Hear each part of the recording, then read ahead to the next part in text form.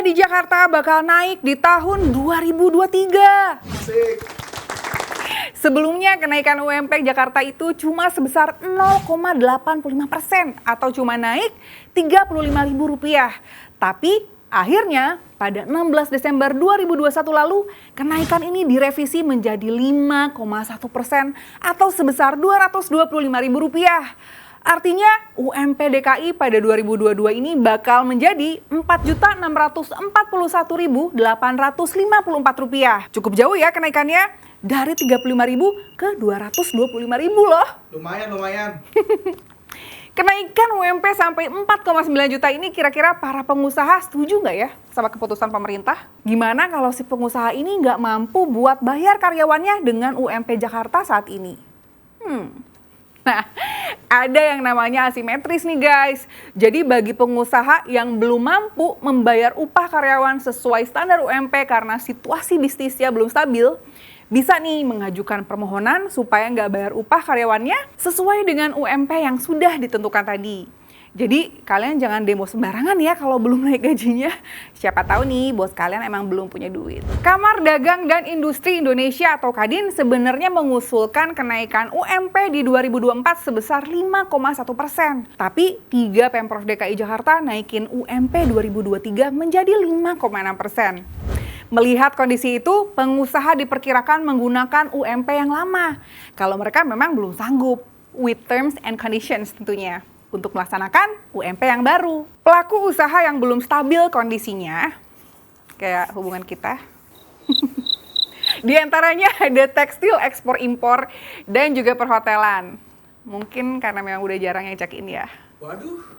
Asosiasi Pengusaha Indonesia atau APindo dari awal juga udah keberatan dengan formula penetapan UMP 2023 yang menggunakan Peraturan Menteri Ketenagakerjaan nomor 18 tahun 2022, bukan PP nomor 36 tahun 2021 yang menjadi turunan Undang-Undang Cipta Kerja.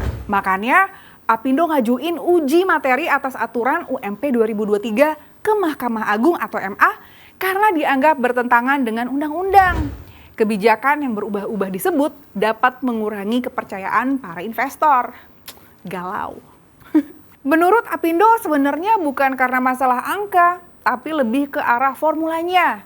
Konsistensinya terhadap regulasi karena bagi investor yang penting kepastian hukum. Kalau setiap tahun diubah-ubah, jadinya itu bisa mengurangi kepercayaan para investor.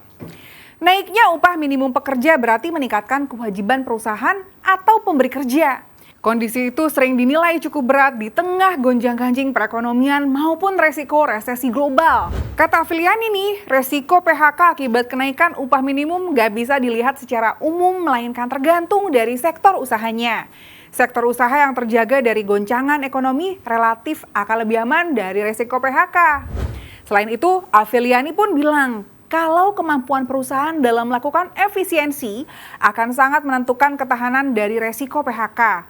Meskipun upah minimum naik, perusahaan yang efisien dapat tetap berjalan dengan baik, bahkan bisa untung berlebih alias cuan.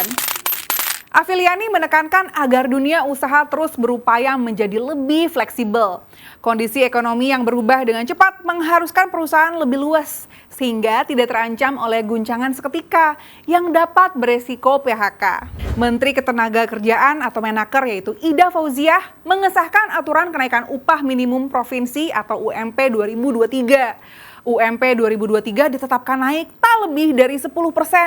Sesuai dengan Peraturan Menteri Ketenagakerjaan nomor 18 tahun 2022 tentang penetapan upah minimum provinsi 2023. Kenaikan UMP nggak boleh lebih dari 10% melihat pertimbangan kondisi sosial ekonomi di setiap daerah. Wajar lah ya.